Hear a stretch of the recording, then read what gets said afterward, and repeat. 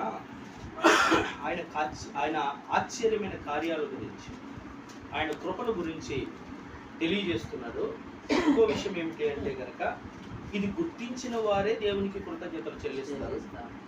ఇది తెలుసుకున్న వారు మాత్రమే దేవుణ్ణి ఆరాధిస్తారు, అందరూ చేయలేరు అని చెప్తున్నాడు. ప్రారంభించదు. యెహోవా దయాళుడు, ఆయనకు కృతజ్ఞతాస్తుతులు చెల్లించుడి, ఆయన కృప నిత్యముండును. యెహోవా విమోచించిన వారు ఆ మాట పలుకుదురు గాక. దేవుని చేత విమోచింపబడిన వారు, దేవుని పిల్లలుగా ఏర్పాటు చేయబడిన వారు మాత్రమే ఈ మాట పలుకుతారు. ఏంటి అంటే కనుక ఆ కృపను కోరుకుంటారు. ఆ కృప ఎప్పటి వరకు కావాలంటే నిత్యము ఉండాలని కోరుకుంటారు. ఎందుకంటే ఆ కృప విలువ తెలిసిన వారు మాత్రమే. కృప అంటే ఏంటి? అర్హత లేని వారికి అర్హుల్ని చేయటమే. పాపులైన మనకి పరలోకం ఇవ్వటమే.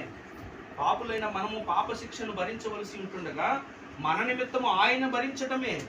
ఆ పాపము నిమిత్తము మనము దెబ్బలు తినవలసి, మనము దానికి క్రైదనము చెల్లించవలసి ఉంటుండగా మనం ఏ చిన్న గాయము కాకుండా మనందరి నిమిత్తము 10,000 మందిలో పోల్చదగిన సుందర స్వరూపుడు మాంసపు ముద్దగా మారిపోవటమే.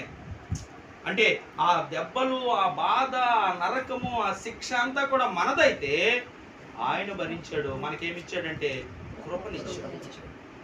ఆ కృపే మనం మరణానికి పాత్రులమైతే జీవానికి పాత్రులను చేస్తాడు.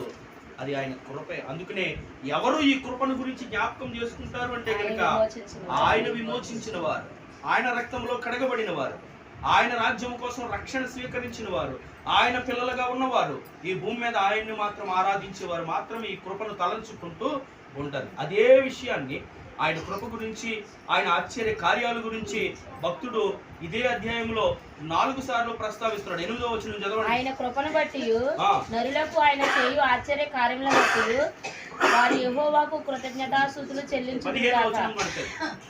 ఆయన కృపను బట్టి నరులకు ఆయన చేయు ఆశ్చర్య కార్యములను బట్టి వారు యెహోవాకు కృతజ్ఞతాస్తుతులు చెల్లించుదురుగాక. ఆయన కృపను బట్టి నరులకు ఆయన చేయు ఆశ్చర్య కార్యములను బట్టి వారు యెహోవాకు కృతజ్ఞతాస్తుతులు చెల్లించుదురుగాక. ఆయన కృపను బట్టి నరులకు ఆయన చేయు ఆశ్చర్య కార్యాలను బట్టి ఆయన వారు యెహోవాకు కృతజ్ఞతాస్తుతులు చెల్లించుదురుగాక. 5 పర్యాయాలు ఒకే అధ్యాయంలో ఒకే మాటను ఎందుకు ప్రస్తావించాలి? ఒకే మాట, దాంట్లో ఏమైనా మార్పు ఉందా? ఆయన కృప గురించి, ఆయన కృప గురించి, ఆయన ఆశ్చర్య కార్యాల గురించి మాట్లాడుతున్నాడు. అంటే మేలు పొందిన తర్వాత మర్చిపోయేవారికి అనేక మంది ఉన్నారు. అర్హత లేని మనకు అర్హతనిచ్చిన ఆయన కృపను గుర్తించుకోలేని వారు